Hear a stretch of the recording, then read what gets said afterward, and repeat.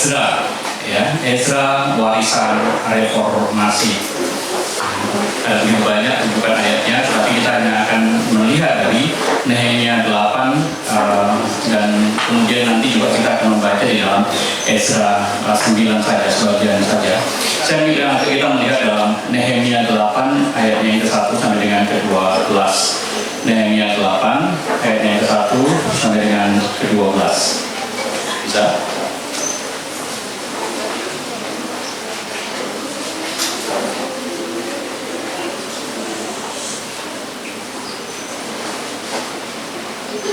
Bisa tanya?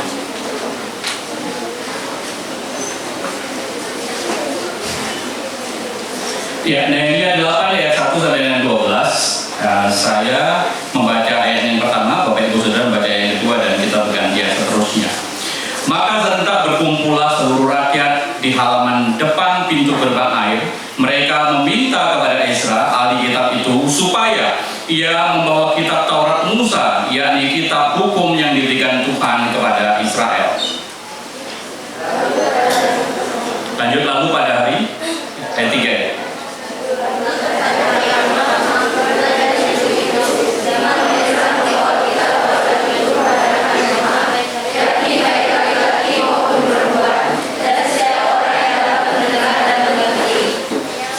Ia membaca beberapa bagian daripada kitab itu di halaman di depan pintu gerbang air dari pagi sampai tengah hari, di hadapan laki-laki dan perempuan dan semua orang yang dapat mengerti. Dengan penuh perhatian, seluruh umat mendengarkan pembacaan kitab Taurat itu.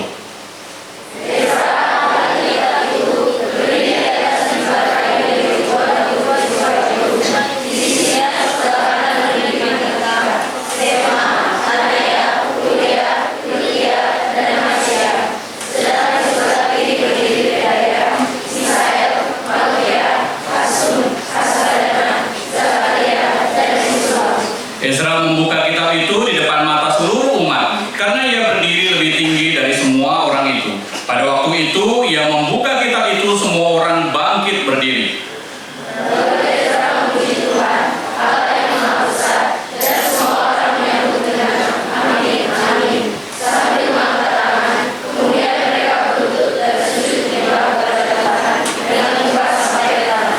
Juga Yesua, Bani Serebia, Yamin, Akub, Sebetai, Hodia, Maasya, Kelita, Azaria, Yosabat, Hanan, Pelaya, yang adalah orang-orang Lewi, mengajarkan Taurat itu kepada orang-orang itu, sementara orang-orang itu berdiri di tempatnya.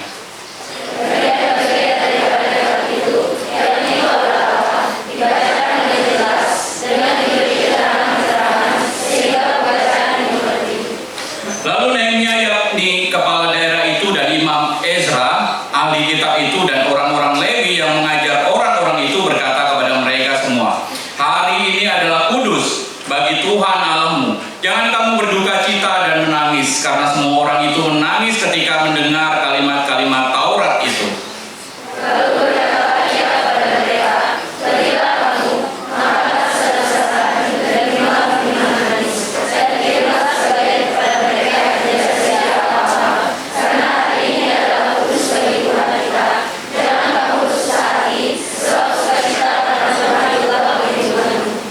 Juga orang-orang Lewi menyuruh semua orang itu supaya diam dengan kata-kata, tenanglah, hari ini adalah kudus, jangan kamu bersusah hati.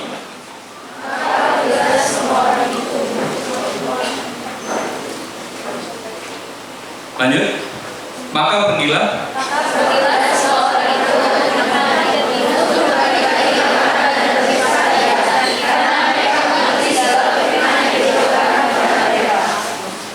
Ya, demikian jawab bacaan firman Tuhan. Berbahagialah kita yang boleh membaca, memahami, dan terlebih melakukan firman itu di dalam hidup kita hari lepasan.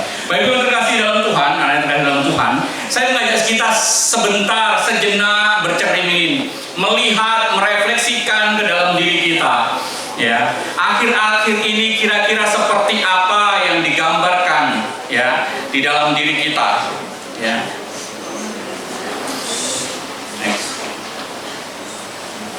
Apakah kita sibuk dengan program rohani, tetapi lupa pada sumber yang rohaninya? Apakah pelayanan kita ya pergi sana sini pelayanan, tetapi lupa dasar dan motivasi paling mendasar melayani itu sendiri apa? Apakah kita kemudian banyak baca buku rohani, tetapi lupa baca kitab suci? Apakah kita senang menonton video motivasi, tetapi lupa mencari kehendak Tuhan Sang Ilahi itu seperti apa? Apakah kita banyak mencari tontonan hiburan, tetapi mengesampingkan kebenaran? Kalau kemudian ya kita ada di dalam list itu, ya, maka kisah Ezra ini menjadi sangat relevan buat kita. Ya. Ezra mengundang kita untuk melakukan autokritik ke dalam diri kita. Ya. Meninjau ulang diri kita. Sebenarnya di mana sih ya letak pusat hidup kita berada itu? Saudara yang terkasih dalam Tuhan, ya. Sebenarnya krisis seperti ini bukan hanya menjadi milik gereja saat ini. Umat Tuhan, sejak dulu ya juga teramat sering mengalami. Mereka sibuk beribadah tanpa kehilangan, tapi kehilangan ya arti dari ibadah itu seperti apa. Mereka sibuk membangun kembali bait suci, ya. Ada upacara di sana, ada nyanyian di sana, ada persembahan di sana, ya. Tetapi hati mereka kosong, ya. Mereka tidak kembali kepada Tuhan yang disembah di bait Allah itu. Inilah yang terjadi kepada Israel setelah pembuangan. Mereka baru saja keluar dari masa kelam, ya. Mereka baru saja keluar, ya. Dan kemudian diizinkan Tuhan, ya, membangun kembali tembok. Tetapi pondasi, ya, yang paling dasar itu tidak dibangun oleh mereka. Diizinkan membangun bait Allah, diizinkan beribadah di sana, tetapi dasar dari tembok kerohanian itu tidak dibangun oleh mereka. Nah, di titik inilah kemudian muncul seorang tokoh yang Tuhan pakai untuk membangunkan hati umat Tuhan era itu. Bukan dengan kekuatan, bukan dengan politik, bukan dengan kuasa, tetapi kalau kita lihat nanti itu dengan firman. Ezra namanya, sang reformator itu. Tetapi sebelum kita masuk ke sana, saya mengajak kita terlebih dahulu untuk melihat sebenarnya bagaimana sih latar belakangnya kok sampai seperti itu ya umat Israel. Saya mengajak kita mundur sejenak, melihat latar belakang di balik itu semua, ya. Bapak Ibu yang terkasih dalam Tuhan, ya. Israel pernah mengalami ada titik di masa yang sangat gelap. Bagaimana mereka melakukan dosa yang besar. Dosanya itu bukan dosa sekedar melakukan dosa, tapi bicara tentang akumulasi dosa, ya. Dosa yang mengakar sejak nenek moyang mereka, ya. Mereka beribadah, ya, tetapi hati mereka jauh dari Tuhan. Mereka punya mezbah, ya, tapi mereka juga menyembah berhala, ya. Hidup mereka tidak kudus, ya. Karena itu Tuhan bertindak tegas kepada mereka. Dia menyerahkan umat itu kepada bangsa lain. Dia menyerahkan kepada pedang, penawanan, penjarahan, penghinaan, ya. Dan mereka terbuang di Babel, ya. Lihatlah, ya, Yerusalem,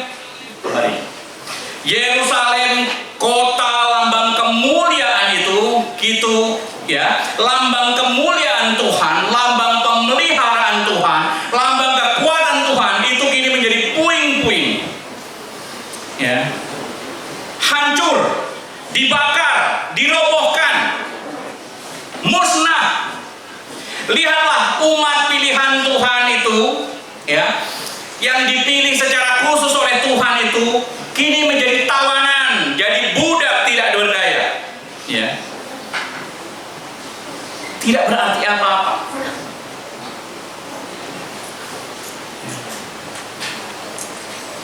Anak-anak pun dijadikan budak oleh Babel. Dan kejadian ini sampai kemudian 70 tahun dan sampai kerajaan Persia melawan Babel dan menguasai kembali, ya, dan pada akhirnya memulangkan. Bapak Ibu yang terkasih dalam Tuhan, kalau kita lihat pembuangan ke Babel itu bukanlah kebetulan sejarah, tetapi konsekuensi yang jelas, konsekuensi yang jelas dari pemberontakan rohani, ya, yang dilakukan oleh umat Tuhan. Tetapi lihat, Tuhan tidak berhenti pada penghukuman. Tuhan tidak mau kemudian membumi hanguskan Israel itu. Tapi di tengah keterpurukan Israel itu, Tuhan masih memberikan kesempatan. Ya. Di saat bangsa Israel berada pada titik paling gelap hidupnya, terbuang, terhina, kehilangan harapan, justru di sanalah Tuhan kemudian menampakkan, memunculkan harapan kembali kepada Israel. Next. Ya. Setelah Israel runtuh, Yerusalem runtuh, ya, dibawa ke Babel, kini Tuhan menyelamatkan mereka dengan mengalahkan Babel, ya. Dan kemudian pemerintah, ya, kerajaan Persia itu kemudian mengembalikan umat Israel kembali ke Yerusalem. Raja Persia mengirimkan Israel yang sisa itu kembali ke tanah mereka. Ya, ada 3 gelombang kepulangan. Ya. Gelombang pertama itu dipimpin oleh Zerubabel, gelombang kedua dipimpin oleh Ezra, dan gelombang ketiga dipimpin oleh Nehemia. Ketiga-tiganya memiliki fokus tersendiri. Kalau Zerubabel, ya, fokusnya adalah pembangunan bait Allah. Ya. Kalau kemudian Zakaria, pembangunan kerohanian umat Tuhan. Kalau Nehemia kepada pembangunan, ya, lebih kepada fisik juga, keamanan dan seterusnya. Ya, tapi tidak melupakan firman. Ya. Baik, yang terkasih dalam Tuhan, kita akan bergerak ke gelombang pertama, di mana Zerubabel yang tadi ceritakan bahwa fokus utama Zerubabel itu adalah pembangunan fisik bait Allah. Ya, tentu pilihan ini tidaklah keliru, bukan pilihan yang salah. Karena apa? Menjadi simbol kehadiran Tuhan ke dalam umat pilihan Tuhan. Menjadi tanda bahwa Tuhan itu masih memelihara mereka. Menjadi lambang bahwa Tuhan itu masih menjaga dan memproteksi mereka. Tapi di sisi yang berbeda, disinilah letak masalah itu kemudian muncul. Karena apa? Di balik keberhasilan yang besar, ada sesuatu kekosongan yang muncul di sana. Tadi sudah diceritakan bagaimana mezbah memang sudah berdiri, korban bakaran memang sudah dipersembahkan, bait Allah sudah berdiri megah, ya. Tetapi umat Allah secara rohani nyatanya belum kembali sepenuhnya kepada Allah. Mereka berhasil membangun rumah, ya, tapi tidak membangun dasar, ya. Mereka berhasil membangun, mereformasi secara fisik, tapi reformasi rohaninya belum dimulai. Ya. Itu yang terjadi. Sangat memprihatinkan, ya. Gambaran gereja sebagai gereja yang agung, seolah Tuhan memberkati dan seterusnya, tapi di dalamnya kosong. Tolong jangan ngomong sendiri. Ya. Gambaran gereja yang megah, ya, gereja yang indah, seolah Tuhan memberkati, memelihara di sana, ya. Tapi tidak ada isinya, tidak ada kerohaniannya di sana. Ya.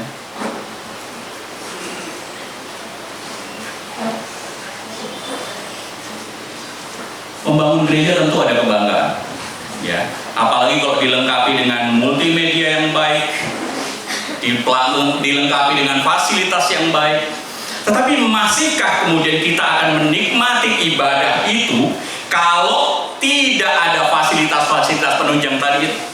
Tidak ada musik yang baik. Bisakah kita kemudian masih menyanyi dengan leluasa, memuji Tuhan? Kalau tidak ada AC atau kipas angin, masihkah kita bisa menikmati hadirat Tuhan? Kalau tidak ada multimedia yang menarik, ya, masihkah kemudian, ya, kita bisa menikmati jalannya ibadah dengan baik? Apakah kita masih mau ke gereja? Apakah kita masih mau menyembah Tuhan di gereja kalau tidak ada itu semua? Inilah yang terjadi pada era masa itu. Bukankah seharusnya pujian kita ini tidak tergantung kepada musiknya? Bukankah penyembahan kita ini seharusnya tidak tergantung pada fasilitasnya? Bukankah yang utama itu adalah kerohanian kita, spiritualitas kita, kerohanian umat Tuhan yang dibangun di dalam ibadah itu, yang ditumbuhkan di sana, bukan sekedar fasilitas. Ini coba kita berefleksi, ya. Kalau kemudian kita sebagai pengurus gereja, apa yang akan kita bayangkan? Nah, pelayanan apa yang kita lakukan 5 tahun mendatang? Apakah perencanaannya bicara hanya sekedar fisik saja? Oh, kita akan rencana beli tanah di sana. Oh, kita akan membangun sebesar ini. Oh, kita akan mengisinya dengan ini. Atau kita punya planning, punya perencanaan, ya, tentang saya akan membangun manusianya, saya akan membangun kerohanian jemaatnya, saya akan membangun spiritualitas jemaatnya. Ya. Hati-hati, di era Ezra ini sudah diingatkan, bukan soal fisiknya, bukan soal megahnya bangunannya, tapi isi di dalamnya. Ya. Karena nyatanya, ya, pembangunan fisik di Yerusalem itu tidak serta-merta, tidak otomatis memulihkan umat Tuhan. Ya. Nyatanya umat masih saja kemudian, ya, tidak setia kepada Tuhan. Lihatlah dosa yang kemudian diperbuat oleh mereka, ya.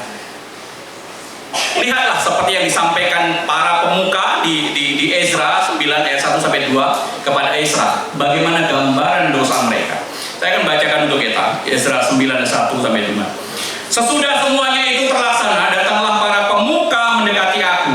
Aku berkata, orang-orang Lewi, orang-orang Israel awam, para imam dan orang-orang Lewi tidak memisahkan diri dari penduduk negeri dengan segala kekejiannya, yakni dari orang-orang Kanaan, orang Het, orang Feris, orang Yebus, orang Amon, orang Moab, orang Mesir, dan orang Amori.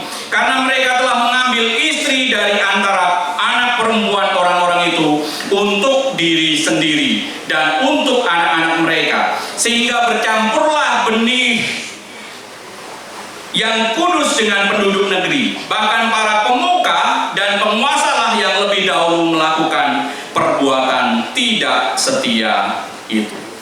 Lihat, alih-alih mereka bertobat, alih-alih mereka bersyukur, ya, atas anugerah Tuhan itu, alih-alih mereka kembali mendekat kepada Tuhan karena sudah diberikan kesempatan, pasca mereka dikembalikan, pasca pembangunan bait Allah diizinkan terjadi, pasca simbol kehadiran Tuhan ditanamkan kembali, mereka berdosa lagi.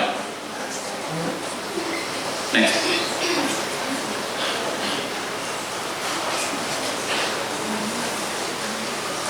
Lanjut.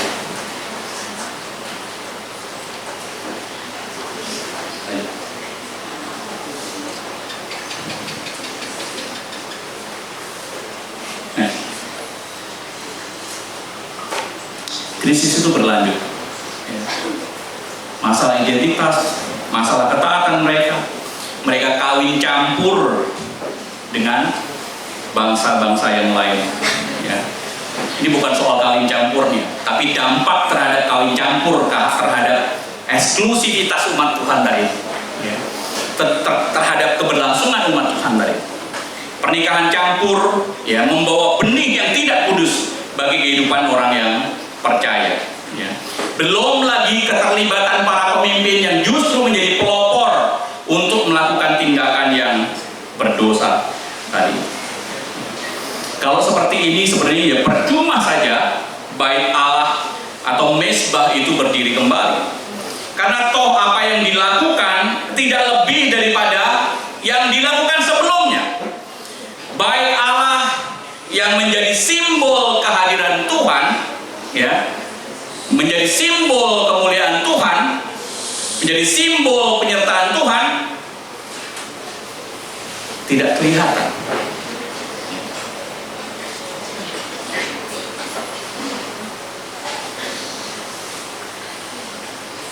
Hanya bangunannya saja, tetapi orangnya tidak. Hanya bangunan saja yang mentereng, tetapi bersinar juga tidak, ya, orangnya. Dan selama mereka masih bercampur seperti ini, mereka tidak mungkin bisa menjadi saksi kebenaran Tuhan.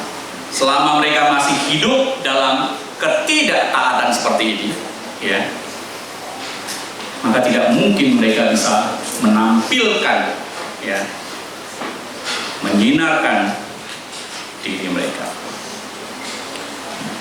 Karena itu Tuhan mengirimkan Ezra untuk memurnikan Israel kembali. Next, inilah warisan yang pertama, pemurnian identitas umat Tuhan. Bagi Ezra yang dilaporkan seperti ini, ya, ini adalah sesuatu dosa yang fatal. Ini adalah dosa yang fatal, ya.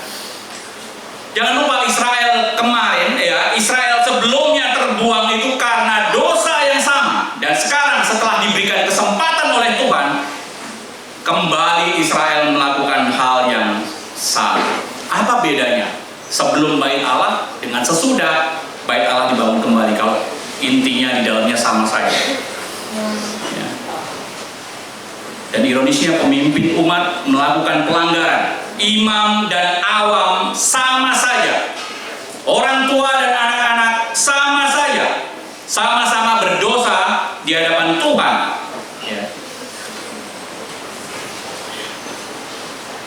Next, mendengar ini kemudian kalau kita baca dalam Ezra 9:3, Ezra langsung mengoyakkan pakaian dan jubahnya. Dia mencabut rumputnya, menyambut rambutnya, ya. Maksudnya itu memotong bersih rambutnya, mencabut rambut kepalanya dan janggutnya. Ini bukan hanya simbolik saja, tapi betul-betul tanda dia susah hati. Kok bisa umat Israel itu seperti ini? Kok bisa, ya? Apakah mereka tidak paham betapa Tuhan mengasihi mereka? Apakah mereka tidak paham betapa Tuhan itu masih memberikan kesempatan kepada mereka? Tapi mengapa di saat Tuhan memberikan, mengasihi mereka, justru kembali berkhianat kepada Tuhan? Next.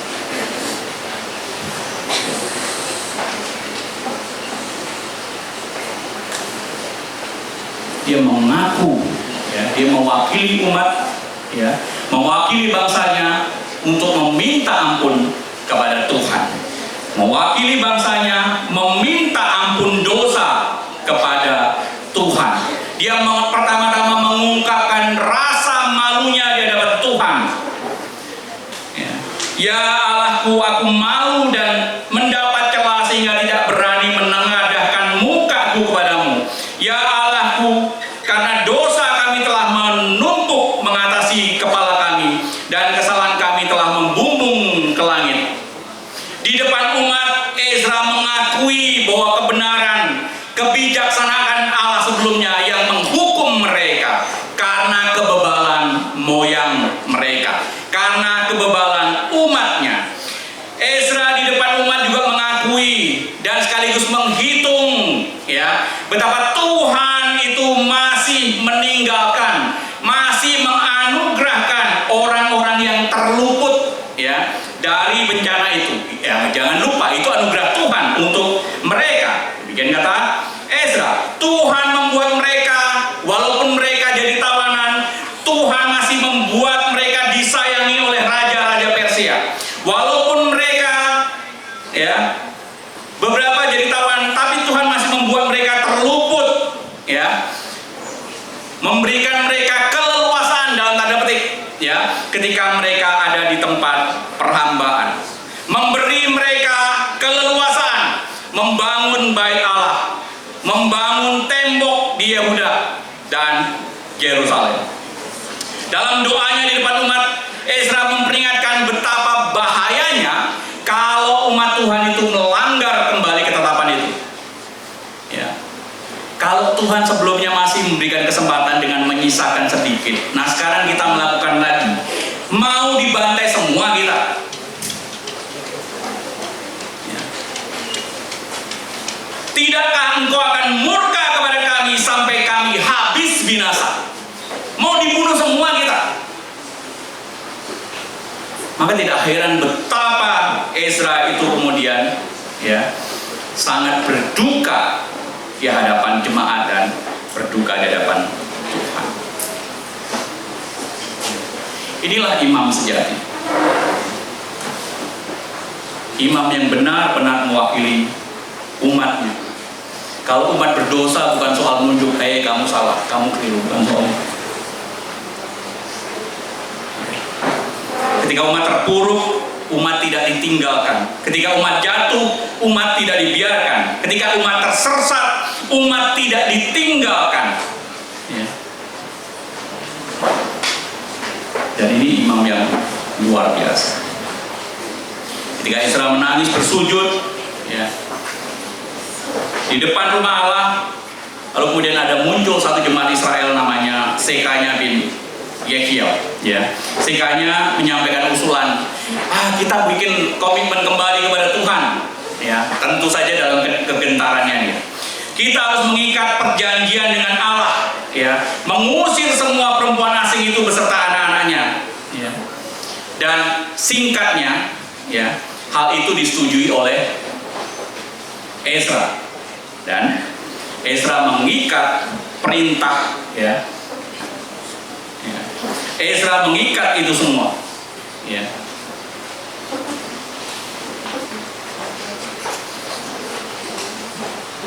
Ezra menegaskan, mengakulah engkau kepada Tuhan, buatlah pemisahan dan seterusnya. Dan respon jemaat menyanggupi hal ini. Bapak Ibu, ya, saya pikir bicara tentang pertobatan, ya, pemurnian, ya, tidak berhenti pada titik itu saja.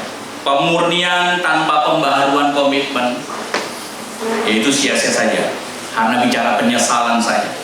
Tetapi apa yang dilakukan umat Israel ini sesuatu yang luar biasa, ya. Mereka tidak berhenti kepada kesedihan, tapi membuat komitmen ulang kepada Tuhan bahwa mereka berjanji akan memperbaharui diri mereka, komitmen mereka dengan Tuhan. Mereka mengikat perjanjian kembali dengan Tuhan, akan setia kepada Tuhan. Next. Tidak melakukan kawin campur, ya, akan menguduskan hari Sabat, ya, akan menjalankan ibadah di rumah Allah, ya. Mereka akan memberikan persembahan dan seterusnya, membayar perpuluhan dan seterusnya, ya. Intinya mereka menjalankan apa yang Tuhan mau dan Tuhan inginkan mereka lakukan. Itu yang pertama. Bapak Ibu, jemaat Tuhan yang kasih, ya, sebenarnya sangat memprihatinkan apa yang digambarkan oleh Ezra tadi, ya. Dosa jemaat yang dilakukan setelah diberikan kesempatan kembali. Itulah mengapa tidak cukup hanya berbicara tentang pembangunan fisik, ya, tapi juga diperlukan pembangunan manusia. Allah memanggil Ezra untuk melakukan pembaharuan dengan firman. Itu adalah warisan yang kedua. Next. Warisan kedua adalah mengembalikan firman itu sebagai pusat kehidupan. Banyak orang berpikir kalau pembaharuan rohani itu datang dari KKR besar, acara-acara besar, proyek besar, program besar, pelayanan besar. Bukan. Pembaharuan rohani itu datang dari firman. Sekali lagi, pembaharuan rohani itu datang dari firman. Reformasi yang sejati itu tidak dimulai ya dari mimbar ya KKR saja ya, tapi dari firman yang dibacakan dan firman yang dinyatakan ya. Bukan hanya dari program-program pelayanan yang besar, program-program sosial yang besar, tapi dari firman yang dijelaskan, firman yang dinyatakan. Di tangan Ezra, ya, kitab yang lama dilupakan itu kini dibuka kembali, ya, dan firman yang dulu, ya, tidak dibacakan, kini dibacakan kembali, dan Tuhan berbicara, dan orang yang membaca tentu bukan orang yang sembarang, ya. Ezra melakukan itu semua, ini tentu bukan hanya sekedar romantisme, membaca buku sejarah zaman dulu, bukan sekedar mengenang masa lalu, bukan sekedar belajar sejarah nenek moyangnya, bukan hanya bicara tentang mengembalikan ya. Firman ini dilakukan dengan sangat serius. Kita lihat keseriusannya ya, seperti apa ya.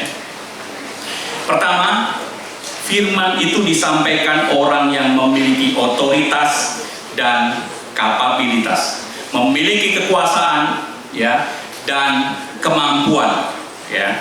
Ezra itu memegang mandat dari Artasasta ya, raja yang mengembalikan mereka ke kampung halamannya. Ezra memang dipersiapkan untuk tugas ini ya. Jadi dari sisi legitimasi ya politik dia punya, tapi bukan itu. Dari bicara tentang pembenaran spiritual ya, dia juga punya. Karena apa? Dia itu adalah imam yang sah ya. Secara urutan keluarga dia adalah keturunan imam, keturunan Harun ya. Secara kualifikasi, secara kapabilitas, secara kemampuan, dia punya kemampuan ya. Karena dia adalah seorang ahli kitab ya, karena dia mahir dalam Taurat Musa ya. Dan kemudian hal ini menegaskan bagaimana dia memiliki pemahaman yang mendalam tentang firman itu. Dia memiliki kemampuan untuk menafsirkannya, dan secara teknis dia tahu bagaimana menyampaikannya. Kenapa penegasan ini penting? Kenapa? Jangan sampai firman ya itu kemudian diabaikan dan tidak diterima oleh orang Israel. Siapa kok berani-berani membaca firman untuk kami? Ini seperti terjadi kepada Paulus. Paulus diremehkan keras polanya, dan karena itu sekaligus berita yang disampaikannya pada akhirnya diremehkan juga.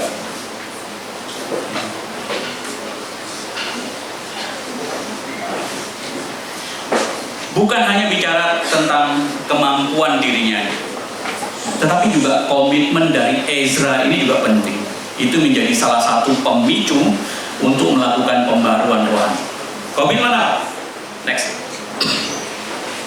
Ada 3 komitmen pribadi yang dilakukan oleh Ezra. Pertama, Ezra memiliki disiplin rohani yang dikerjakan. Ezra memiliki kesetiaan, kerendah hatian, ya, untuk menghidupi, ya, untuk berkomitmen meneliti firman Tuhan. Bukan hanya meneliti, melakukan juga firman itu dalam hidupnya. Jadi bukan hanya soal mengajarkan, bukan hanya soal membacakan, ya, karena dia punya kapasitas itu. Ya.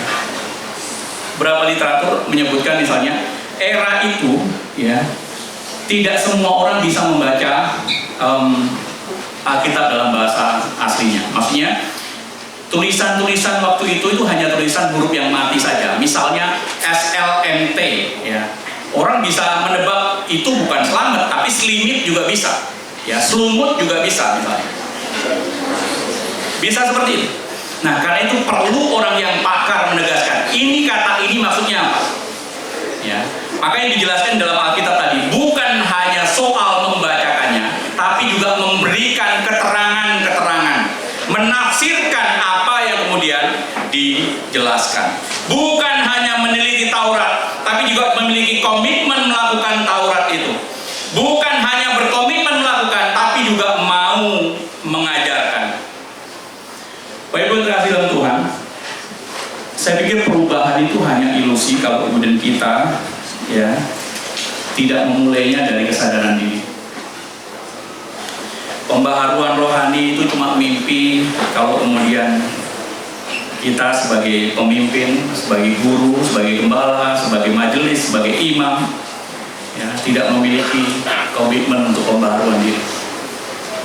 Jangan harap jemaat mau memberi kalau pendetanya, kalau majelisnya sulit memberi. Jangan harap jemaat mau mendengarkan firman Tuhan kalau para pemimpinnya tidak menundukkan diri di hadapan Tuhan untuk mau mendengar firman Tuhan. Jangan berkhayal jemaat akan mengalami transformasi dan menganggap firman itu sebagai sebuah kebutuhan kalau para pelayannya tidak mau memiliki kedisiplinan untuk menundukkan diri di hadapan firman. Dan itu penting. Reformasi yang besar melakukan perubahan besar itu bukan ujuk-ujuk terjadi karena kita bisa melakukannya,